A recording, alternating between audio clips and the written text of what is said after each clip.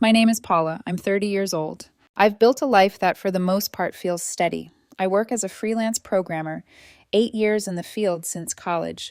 The job pays well enough for me to own a modest but cozy home in a decent neighborhood. Nothing fancy, but it's mine paid with countless late nights and cups of coffee while fixing other people's code. My family lives about 40 minutes away.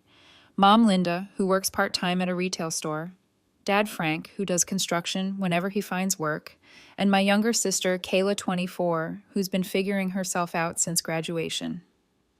We're not a tight-knit family, but we orbit around each other holidays, birthdays, the occasional phone call. That's about it. Last November, I had what I thought was a brilliant idea. Why don't we do Christmas at my place this year? I suggested over the phone, surprising even myself. Mom's voice instantly lit up. That sounds wonderful, honey. We'd love that. Dad got on the line too, his gruff tone uncharacteristically warm. Yeah, Paula, that's real nice of you. We'll be there. Even Kayla sounded enthusiastic, laughing through the speaker. Oh my God, yes. Finally, no more of Mom's desert dry turkey. Can't wait. And just like that, it was set December 25th noon at my house. For weeks, that thought kept me going through 12-hour workdays. I imagined us laughing in my dining room, sharing food, maybe even repairing the invisible cracks between us. I went all out prime rib instead of turkey, imported cheese, fresh crab, champagne, specialty desserts. I spent nearly $800 on food and another $300 on new plates, glasses, a gold-trimmed tablecloth. Even bought myself a new dress. My dining room sparkled like something out of a lifestyle magazine. The night before Christmas, I sent a quick text to the family group chat. Hey guys, so excited for tomorrow. Still noon, right? No reply. But maybe they were busy wrapping gifts or sleeping early. I brushed it off. Christmas morning, I woke up humming carols. The house smelled of garlic and rosemary from the prime rib seasoning. I set the table, polished the glasses until they gleamed. At 11:30, I checked my phone. No replies. A little odd, but maybe they were just rushing. By noon, the silence turned heavy. I called Mom straight to voicemail. Dad, same. Kayla, nothing. 12:30. My hands were trembling as I dialed again. Still voicemail. The pit in my stomach grew darker. What if something happened on the road? By 2:00, I was pacing the living room, the untouched champagne chilling like a cruel joke. By 3:00, reality sank in. They weren't coming. They hadn't even bothered to tell me. I sat at the head of my perfectly set table in my new dress, staring at 6 empty chairs. Loneliness settled in like frost on the windows. For a moment, I thought about crying, but then something inside me shifted. No, I muttered. I'm not wasting this. I grabbed a coat, crossed the street to knock on Mrs. Peterson's door, my elderly neighbor, who always waved kindly. Her eyes widened when I invited her. Oh dear, I'd be honored. Then I called on Mike and Jennifer, the young couple next-door newcomers, with no family around. They lit up instantly. Seriously, we'd love to. Finally, Lisa, the single mom, 2 streets over, came with her 2 excited kids. By 4:30, my once empty dining room buzzed with laughter, clinking glasses, children's giggles. Mrs. Peterson brought cookies. Mike and Jennifer brought wine. Lisa brought warmth with her kids' chatter. My food wasn't wasted. My table was alive. For a few hours, I forgot the silence of my phone. But after dessert, my phone buzzed with a notification. A Facebook update. Kayla had posted a new video. Something in me froze. I shouldn't have clicked, but I did. The screen lit up with palm trees, turquoise water, and Kayla in a sundress. She laughed, radiant. Then Marcus, her boyfriend, appeared kneeling on the beach with a ring box. Behind them, clapping and cheering, were Mom and Dad. Mom crying, Dad grinning ear to ear. The caption read, "Currently in Mexico, having the best Christmas of my life. I'm engaged." The room spun. My family hadn't forgotten. They hadn't had an emergency.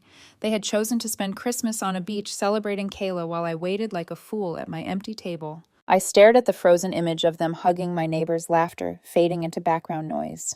That was the first moment I realized maybe I wasn't truly part of my family at all. That night, after my neighbors left and the dishes sat piled in the sink, I remained at the dining table staring at my phone.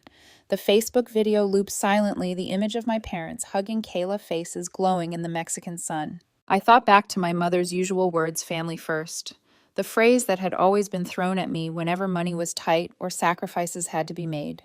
But staring at that video, I realized family first had never included me. I wanted answers. Around 11 p.m., I typed, "Hey Mom, just saw Kayla's video. Why aren't you guys at my house for Christmas dinner? Why are you in Mexico?" 20 minutes later, her reply buzzed in, "Oh, honey, it was all last minute. Kayla found amazing deals on flights and hotels. We didn't want to upset you since you'd planned so much. We only knew a few days before Christmas." A few days before. I read it 3 times. Lies. You don't book international flights, hotels pack, and plan a surprise proposal a few days before. My stomach twisted, not from disbelief, but recognition. Because this wasn't the first time. I remembered my college graduation 3 years ago. I was the first in our family to earn a 4-year degree. They had promised to come front row seats, reserved camera ready. I had envisioned them cheering as I crossed the stage. Instead, 2 days before the ceremony, Mom called. Kayla's phone died. "She has a job interview next week. We need to buy her a new one. We can't make it, sweetheart." A phone. They had missed my graduation for a phone. Then there was my birthday last year. They insisted we'd go out to the fancy restaurant I'd dreamed of trying. I even made reservations. 3 hours before Mom called again. "Your dad's back is acting up, honey. We'll have to reschedule."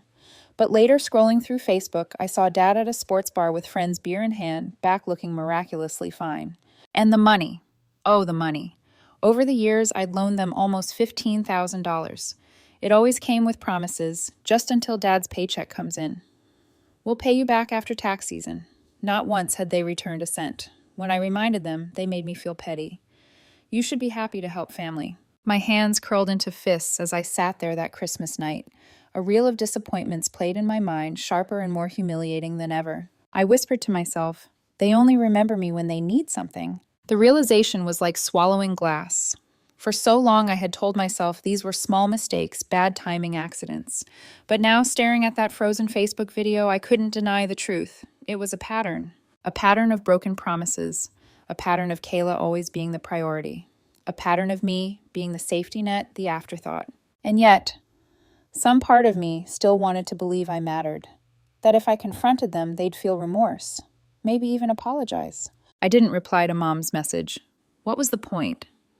She would spin another excuse, another half-truth, and I was too tired to chase honesty from people who thrived on denial. The days after Christmas stretched into silence. No phone calls, no texts, not even a Merry Christmas or Happy New Year. It was like I had evaporated from their lives. But I hadn't. They knew exactly where I was. They just didn't care. 2 weeks passed before I heard from them again, though not in the way I expected. And that was when everything truly shifted. 2 weeks after Christmas, I was at my kitchen table finishing a client project when I heard car doors slam outside. I looked out the window.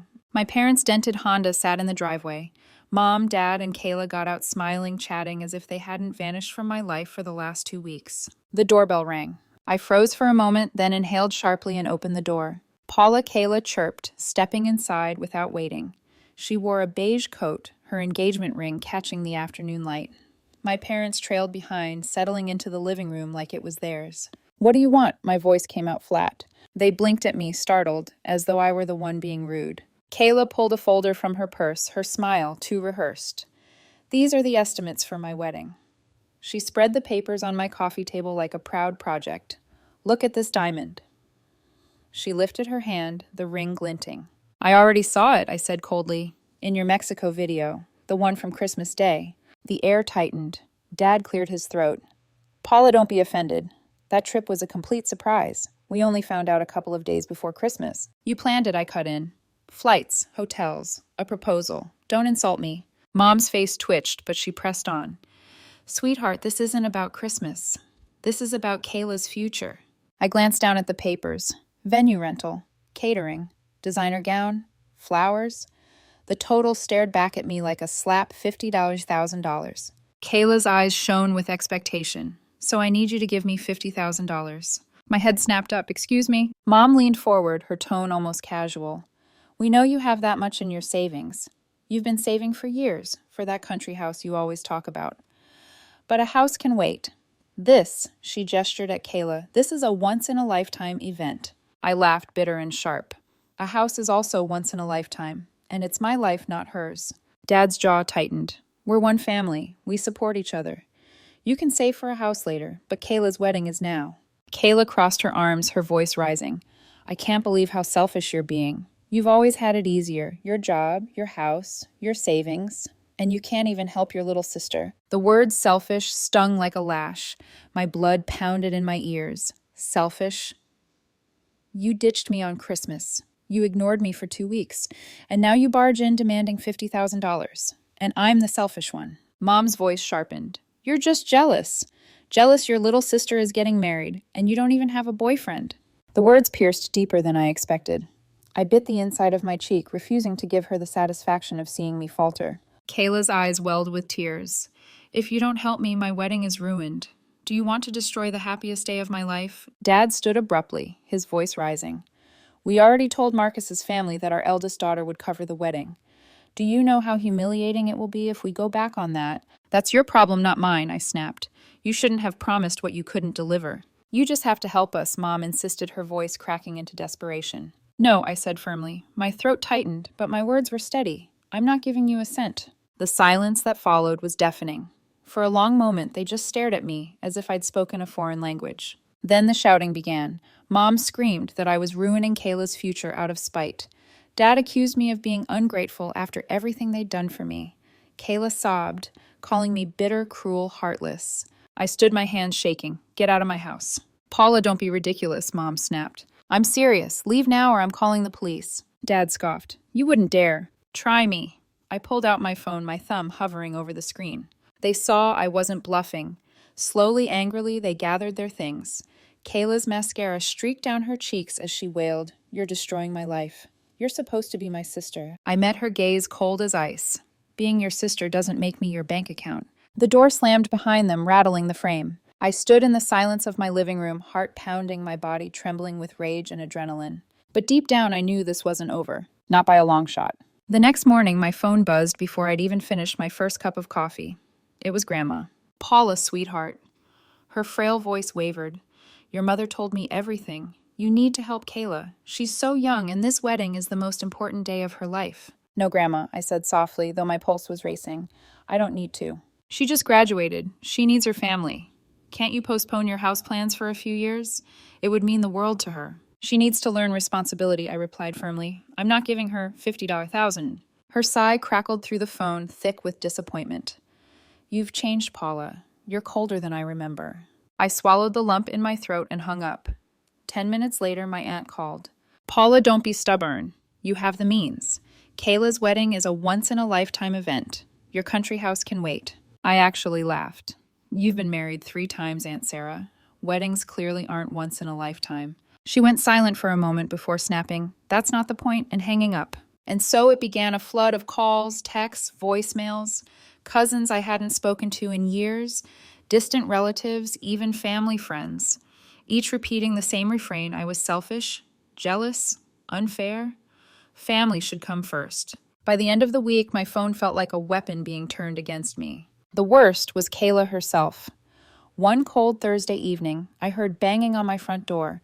Through the window, I saw her on the porch, bundled in a coat, her face blotchy from crying. Paula, she shouted, ringing the doorbell over and over. Open the door. I know you're in there. I didn't move. I'm not leaving until you give me the money, she yelled. I'll sit on this porch for a week if I have to.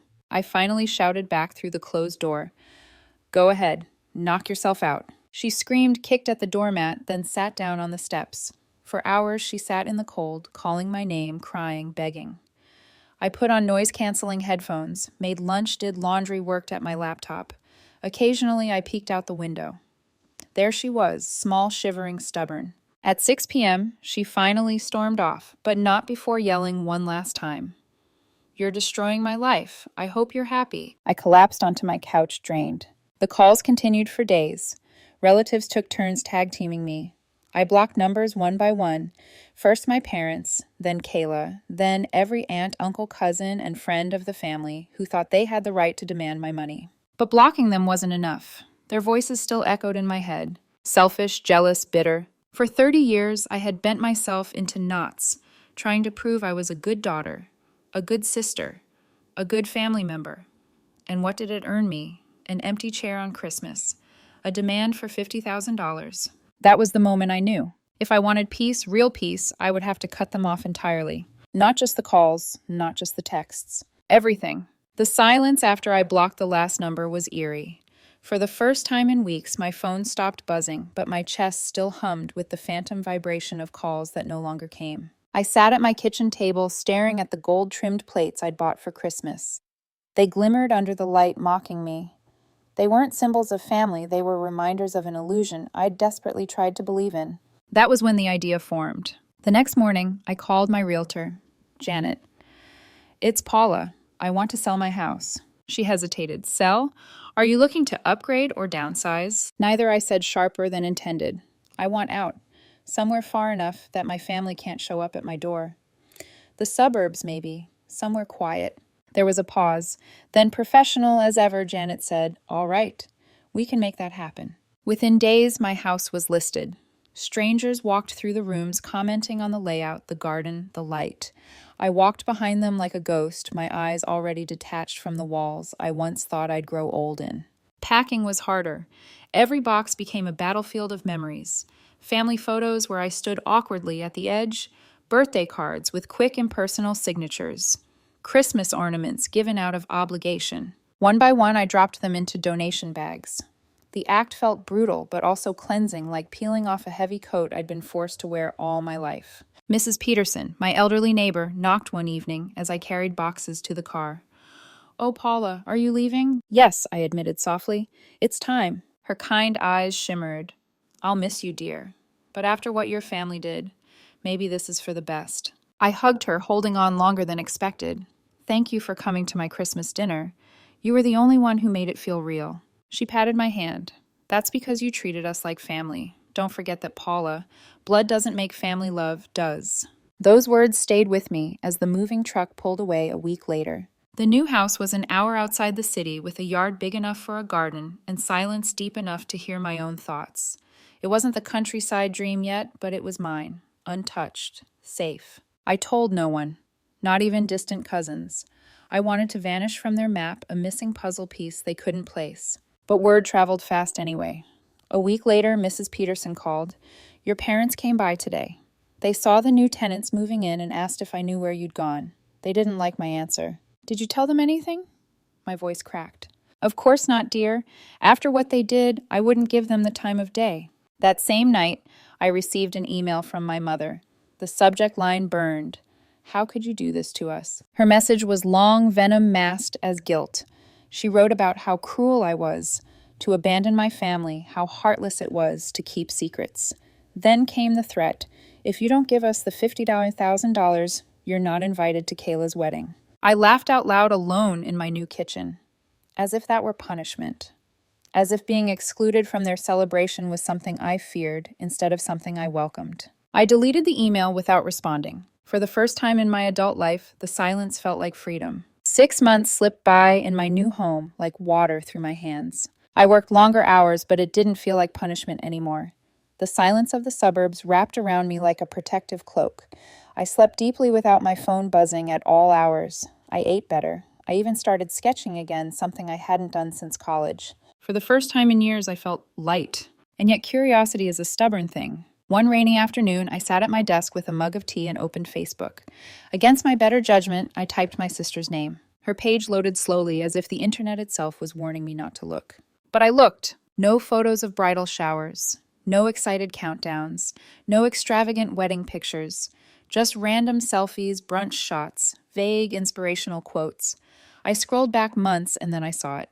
A single post dated just a few weeks after I moved. Marcus and I had a small ceremony at City Hall today.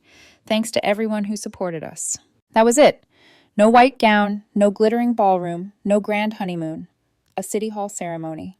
The comments were polite, congratulatory, but thin. Between the lines, I could feel the disappointment. Someone even mentioned spotting them hosting a reception in my parents' backyard. Folding chairs, homemade decorations, potluck dishes. The $50,000 dream had shriveled into a backyard barbecue. I stared at the screen waiting for a wave of triumph, or maybe guilt, but what I felt was strange or nothing. No joy at their failure, no ache of regret. Just clarity. My phone buzzed, startling me. It was my cousin Jessica, the family gossip queen. "Paula," she exclaimed the moment I answered. "Where have you been? Everyone's been wondering." "Busy," I said simply. "How was Kayla's wedding?" Jessica chuckled dryly. Well, it wasn't what she planned. City Hall, then a little party at your parents' house. Nothing like the fairy tale she wanted. She's been bitter saying you ruined her life. Of course she has, I murmured. Jessica hesitated. Are you ever going to talk to them again? I looked out my window at the wide, empty yard. The grass shimmered with rain. I don't know, maybe someday, but not anytime soon. When I hung up, I felt no weight on my chest, no pull of obligation, just quiet. For 30 years, I had been the emergency fund, the scapegoat, the afterthought. Now, finally, I was just me. It's been over a year since I walked away. Some mornings, I still wake with a tight chest, expecting my phone to light up with demands, accusations, guilt. Then I remember I blocked them all. My silence is permanent unless I choose otherwise. Life in the suburbs is different, slower. I work from my sunlit office, sipping coffee while birds chatter outside. I planted roses along the fence, their blossoms defiant against the gray world I left behind. I've made new friends here. A retired teacher who bakes pies every Sunday. A couple down the road who invite me to backyard barbecues. Sometimes I join, sometimes I decline, and no one makes me feel guilty either way. For the first time, I am learning what family feels like without blood ties. I even started considering a dog. I've visited the shelter twice, eyeing a gentle golden retriever who leans against my leg every time. The volunteer laughed. He's chosen you. Maybe she's right. Maybe it's time I let someone depend on me, not out of entitlement, but trust. Work is steady too. I've taken on bigger clients' projects that scare me in good ways. I no longer feel drained by responsibility. Instead, I feel capable. But sometimes at night, when the house is quiet, I wonder, do they think about me? Do they regret? I picture Kayla scrolling through Instagram, posting filtered photos of brunches and vacations she can barely afford. I imagine my mother still rehearsing excuses, still rewriting history to paint herself innocent. My father, maybe he still insists family comes first, without ever realizing what those words cost me. Will there ever be a knock on my door again? A letter in the mail. An apology. I've stopped believing in. If that day comes, I don't know how I'll respond. Maybe I'll close the door. Maybe I'll listen. But here's what I do know. I'm no longer the girl waiting by the window on Christmas Day, setting the table for people who never show up. I'm Paula, 30 years old, and for the first time in my life, I'm building a future that belongs to me and me alone. And that future finally feels like mine to protect.